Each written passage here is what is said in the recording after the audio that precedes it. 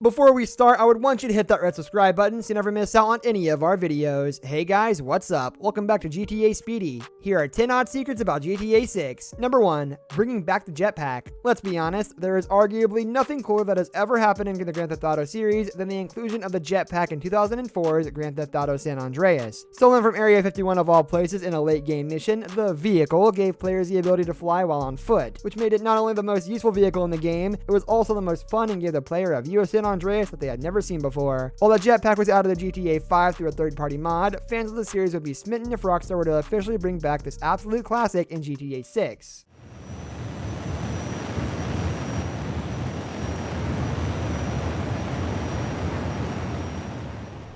Number 2, a return to the old health system. In GTA 5, it was simply too easy to be killed. We get that it's realistic to die after only a few gunshots, but this is a video game. We don't really want realism to get in the way of the fun. One way that likely helped these deaths occur so quickly is the fact that the health system and the way health was presented in the heads-up display was far too vague. Health was distinguished by a bar without any real indication as to what the bar actually meant. We would love to see Grand Theft Auto series return to a health system determined by numbers, like the one that appeared in Vice City. Returning to a health system that counts down a player's health from 100 to 0 would help the player know exactly how much health they have left and not just an unclear idea.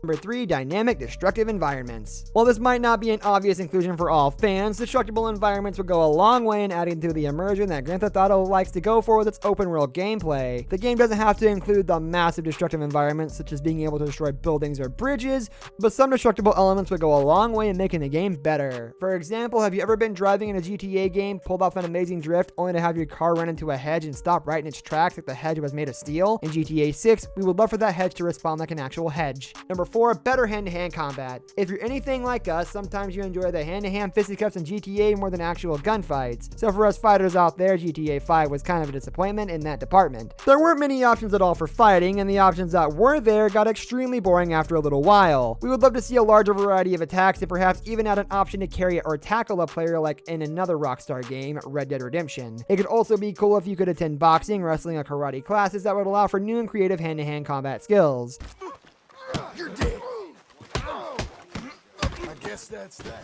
Number 5, revamp missions. Let's face it, missions in GTA have been fairly dull and predictable for some time now, and we think it is about time for some new and exciting innovations. For far too long, most GTA missions have followed the formula of drive all the way over there, kill that guy, drive back, and we have had just about enough of it. Of course, there are a few missions in each game that deviate from this formula, and those are a real treat, but fans everywhere are clamoring for more of them. We don't expect every single mission to be some extravagant and well thought out masterpiece, but we would just like to see some diversity, as a lot of time playing in GTA is spent driving to and from missions. Number 6, more interactive buildings. There was so much to be said about the sheer size of the Grand Theft Auto 5 map leading up to its release. It was bigger than 3 of the previous GTA games, maps combined, so Rockstar got that right. However, one thing they didn't get right was that despite the enormous map size and the thousands of buildings in the game, very few could be interacted with. While there were some random buildings you could enter and explore, we would love to see a huge increase in this number in the next installment, as part of the fun of an open world in a game like this is to explore from building to building and see what they contain. Number 7, the ability to play as a police officer. This has been one of the biggest wishes for a number of years in the GTA series. We want to not only be able to play as a law-breaking criminal, but would also love an option to play as a police officer trying to catch them. While we may not necessarily want the main protagonist to be a police officer, we would love for some side quests or maybe even a special mode where you can play on the other side of the law. Some police-related activities could include a variety of missions centered around arresting and apprehending suspects, or even the option to free roam around the city and stop petty crimes as they happen. This would add a new wrinkle to the GTA series, and one that most GTA fans would welcome with open arms. Number 8, more interaction with pedestrians and NPCs. Part of the reason GTA 5 felt so real and truly open-ended was thanks to the ability to interact with various individuals on the street throughout the game. Sure, you could wander up to someone, press down on your controller, and throw them in an insult or positive information, but that would absolutely just devolve into you and the NPC insulting each other over and over again. We would love to see a more Skyrim-like interaction on the next GTA. By this, we mean that almost every NPC in Skyrim had something to say or a story or background to know. Including something like that in GTA would go a long way in adding immersion to GTA 6. Number 9, more side activities. Yes, this may be a bit of a nitpick considering that Grand Theft Auto allows you to do more than almost any other game out there, but GTA 5 was kind of lacking in terms of side activities and additional missions. Sure, there were some side quests you could do in little mini games, but previous Grand Theft Auto games had a lot more to offer. For example, in GTA 4, you had the option to do a lot of things such as go on dates and hang out with your cousin, doing a variety of fun mini games. San Andreas arguably had the most varied side activities in the entire series, even allowing you to enter fast food restaurants to eat and work out at the gym. Story missions are great, but we just want to see a return of the overstuffed sandbox design of old. Number 10, a new setting. No surprise here. The number one thing that we want from Grand Theft Auto 6 is a totally new and unique setting. It seems that over the last few installments, GTA has completely played out Liberty City and San Andreas, and we think it is time for something new. Now, different fans are obviously going to have different views, but our favorite of the potential landing spots for GTA 6 is easily London. We think it's the perfect time to explore somewhere new and help give the series a fresh look that it could definitely benefit from. This brings us to the end of our video. I hope you enjoyed it. Hit like if you did, and don't forget to subscribe to our channel so you don't miss out on any of our videos in the future. Also, watch the 2 videos that are on your screen because I'm sure you'll love them. With that, I'll see you in the next video.